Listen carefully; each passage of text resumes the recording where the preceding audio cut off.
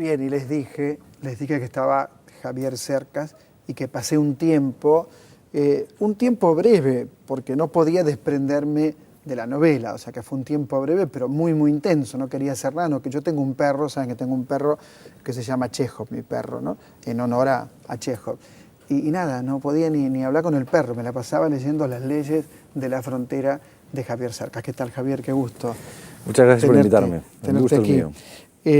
Me gustó mucho tu libro, Las leyes de la frontera, que es el último, pero también Soldado de Salamina y también Anatomía de un instante.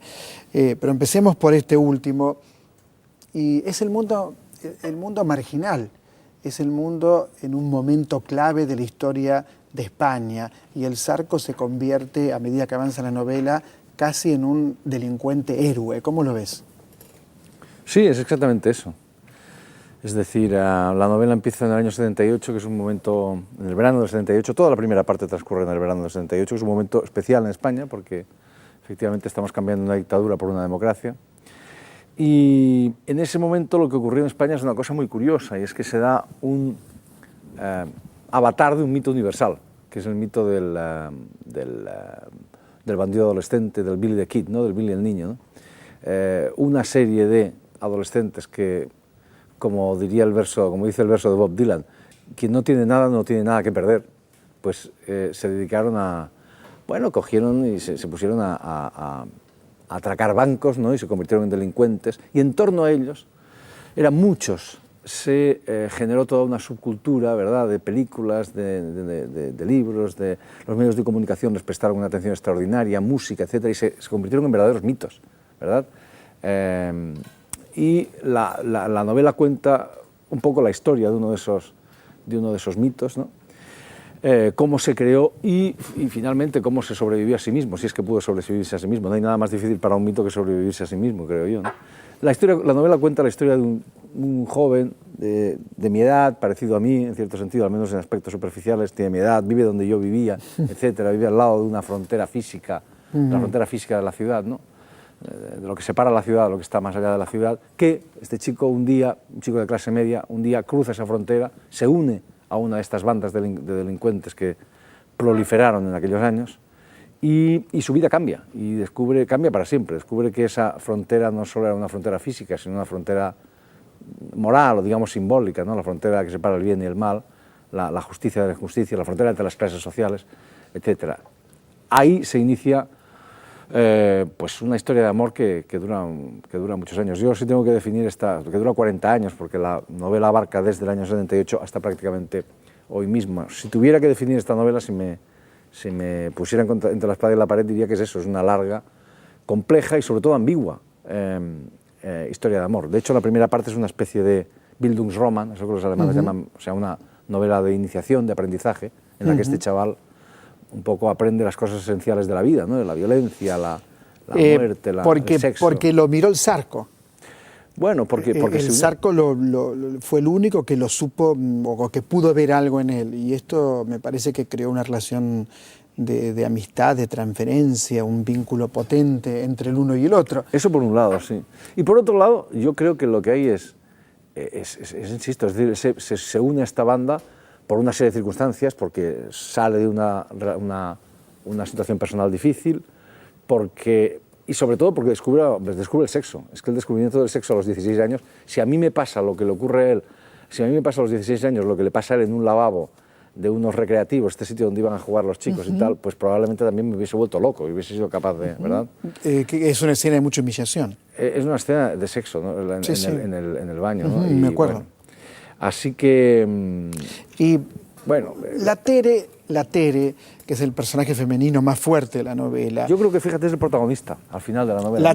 La Tere, y sí, por las vueltas que da, ¿no? Porque, en fin, la Tere es el Zarco y es todo lo demás, ¿no? Todo lo demás que significa. ¿Cómo haces para meterte en la subjetividad de estos personajes que, por un lado, supongo, me parece, tengo la impresión de que deben ser bastante ajenos a vos? Es decir, ¿cómo haces para meterte en esa subjetividad? Es que esa es la obligación de un escritor, ¿no? Tienes que intentar entender a todo el mundo, ¿no? Eso es lo que haces. Es decir, es verdad que yo estoy más próximo biográficamente al Gafitas, como digo, un chico que tiene muchas cosas superficialmente en común conmigo, pero de hecho yo soy todos los demás personajes, ¿no? Es decir, cuando a los novelistas nos preguntan, ¿su novela es autobiográfica? Todos decimos no, y es falso, todas las novelas son. Todo es sí, no. Claro. Digo, todo es autobiográfico y tampoco, digo, eso es. Vos no has matado a nadie. Eso es decir, no es literalmente autobiográfico, yo no cogí no agarré una escopeta y me puse me gustaría decirlo, pero no es así, a atracar bancos, pero sí es autobiográfico en la medida en que uno parte de su propia experiencia. La fantasía pura, la imaginación pura no existe. Claro. La fantasía siempre está contaminada, felizmente contaminada de realidad, porque la realidad es el carburante de la imaginación, ¿no? De la fantasía.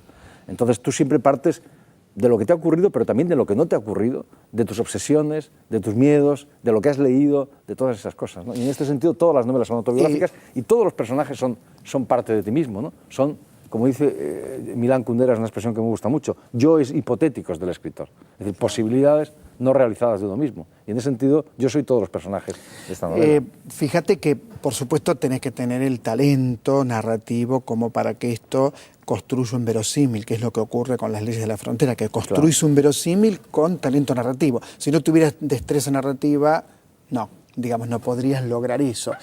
Y a mí me impactó Anatomía de un instante, otro libro tuyo, de aquello que ocurrió el 23 de febrero de 1981.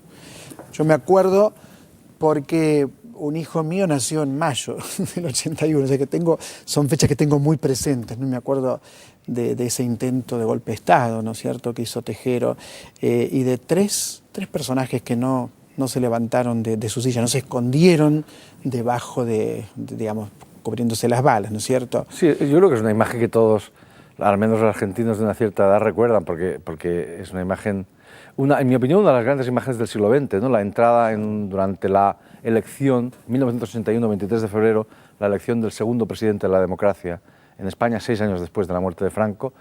Estaban eligiendo a ese presidente y en ese momento aparece un guardia civil, unos militares en el Parlamento, disparando y exigiendo a todos los diputados que se tiren al suelo.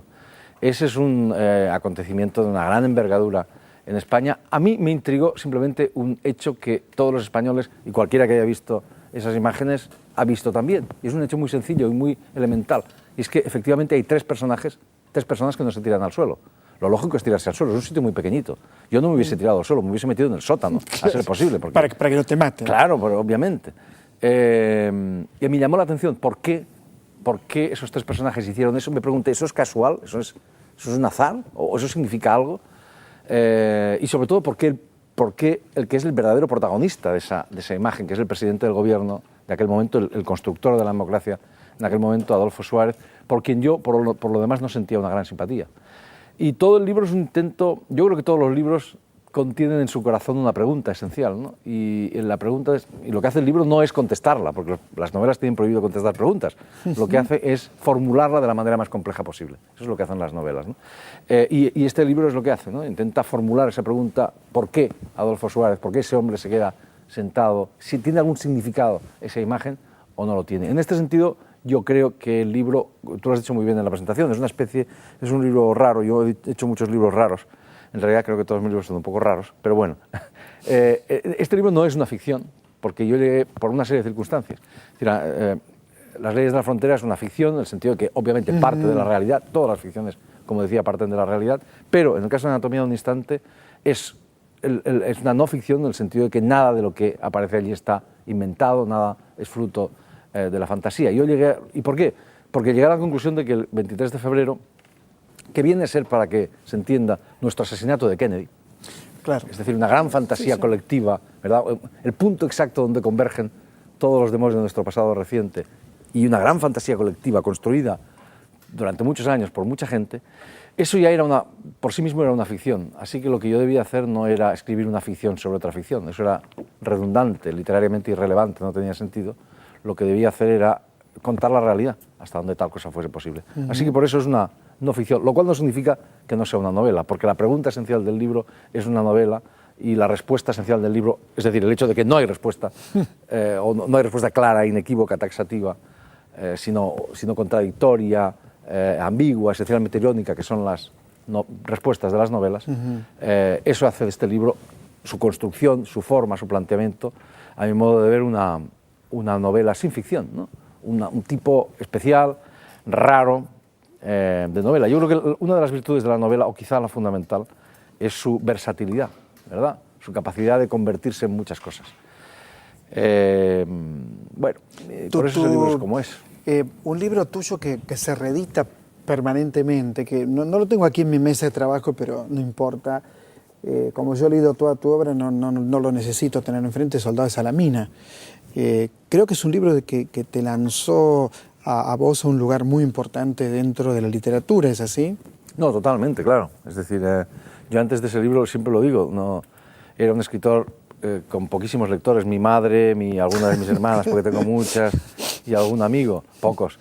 Esto es literalmente así, y me parecía lo normal y lo lógico, y nunca me quejé, nadie me vio quejarme de eso.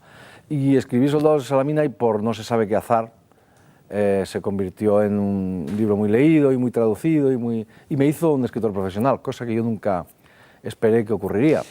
Venís de la universidad. Claro, yo siempre fui un profesor universitario, primero en Estados Unidos, luego en una pequeña universidad de provincias y nunca tuve ninguna pretensión de salir de ahí.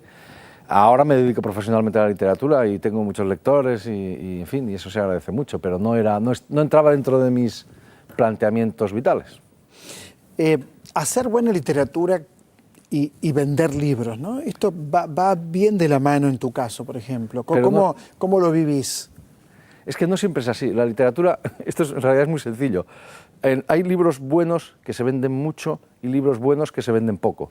Y hay libros malos que se venden mucho y libros malos que se venden poco. Es decir, hay absolutamente de todo. No hay normas, ¿no? Es decir, hay grandes escritores con muy pocos lectores. Por ejemplo, está aquí Jean Coetzee, escritor al que admiro mucho, enormemente, el escritor sudafricano, que es un escritor, hasta el momento en que le dan el Nobel, con muy poquitos lectores, y era un gran escritor.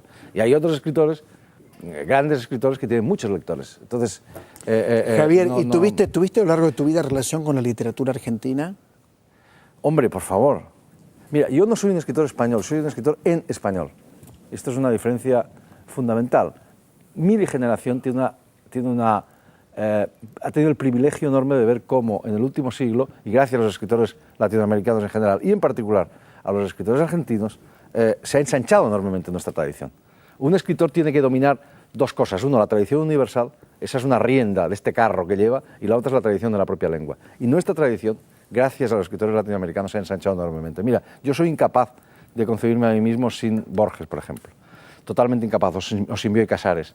Incluso sin Cortázar, escritor que sé que está muy desprestigiado aquí últimamente. No, depende. Los cuentos de bestiario son excelentes. Yo creo que siguen siendo muy válidos. Los cuentos de bestiario, todos los cuentos, todos los fuegos del fuego. Por ahí, a mí personalmente, mucho no me interesan sus últimas novelas, pero sus cuentos, los de todos los fuegos del fuego, los de bestiario, sus cuentos me parecen extraordinarios. Estoy de acuerdo. Hay una en Wikipedia. Esa enciclopedia de la que ya no me fío después de esto que te voy a contar, dice que yo me hice escritor cuando leía a los 15 años a Borges. Y eso es verdad y es totalmente falso al mismo tiempo, porque es verdad que yo empecé a leer a Borges cuando tenía 15 años, porque había una profesora muy guapa, y para ver si me hacía caso. Claro. Y por eso se empieza siempre, ¿no? Bueno, y lo que pasa es que a mí Borges me aplastó. Es decir, a mí me convirtió en un feroz, yo ya era muy lector, pero me convirtió en un lector feroz, pero no me convirtió en un escritor. Justamente Borges lo que hizo fue aplazar mi conversión en escritor, ¿no? Porque uno queda aplastado. ¿Cómo hago para escribir mejor? ¿Cómo hago? Que necesitas escritores más pequeñitos que te permitan decir, bueno, también yo soy escritor, también yo puedo hacer esto. Javier, muchas gracias. Es un honor que hayas estado en nuestro programa. Muchas gracias a vosotros. Muchas gracias. Y a usted le digo que además de conocerlo a Javier, que es un placer, su obra. Lea su obra. No me diga, no puedo, no tengo tiempo, se me hace tarde. Las leyes de la frontera, le puedo asegurar que es un libro apasionante. Y también ahora termino un instante, pero yo diría que empieza con las leyes de la frontera. Es una opinión.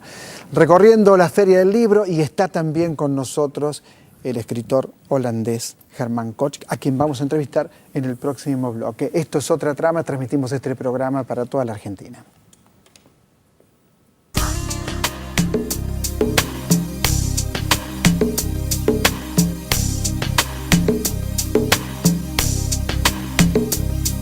Recorriendo la feria uno encuentra textos, algunos muy pero muy valiosos. Miren, tengo La polaca de Mirta Jalon, un texto que tiene una historia muy compleja de alguien que sufrió mucho, que fue traída a la Argentina en condición de prostitución.